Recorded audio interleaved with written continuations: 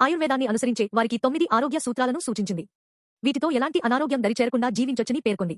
నిద్ర పట్టక ఇబ్బంది పడేవారు రాత్రి పడుకునే ముందు మాడు, పాదాలకు కొబ్బరి నూనె రాసుకోవాలి.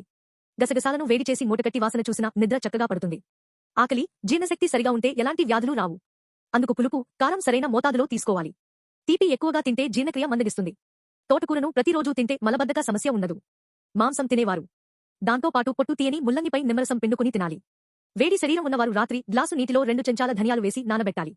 ఆ నీటిని ఉదయాన్నే తాగితే ఒంట్లో వేడిని హరిస్తుంది. నీరు తాగడం మంచిదే, కానీ భోజనానికి ముందు, తర్వాత ఎక్కువగా నీరు తాగితే ఆహారం అరుగుదల సమస్యలు వస్తాయి. సూర్యోదయానికి ముందే నిద్ర లేవాలి. ఆ సమయంలో శరీరం ఆక్సిజన్ను ఎక్కువగా గ్రహిస్తుంది. హిమోగ్లోబిన్ను ప్రతి కణంలోకి పంపించడంతో రోగనిరోధక శక్తి పెరుగుతుంది. హారతి కర్పూరం, మంచి గంధం కలిపి నుదుటిపై రాస్తే తలనొప్పి తగ్గుతుంది. మానసిక ఒత్తిడి కూడా ఉండదు. పసుపు కొమ్ములను కాల్చి ఆ బూడిదతో పళ్ళు తోముకుంటే పంటి నొప్పి తగ్గిపోతుంది. చిగుళ్ల సమస్యలు దూరమవుతాయి. ఆరోగ్య సమస్యలు రాకుండా పాలకూర, క్యాబేజీ, కరివేపాకు, పొట్ల, కాకర, బీరకాయ, పొన్నగంటి కూర, బూడిద గుమ్మడికాయ కూరలు తినాలి.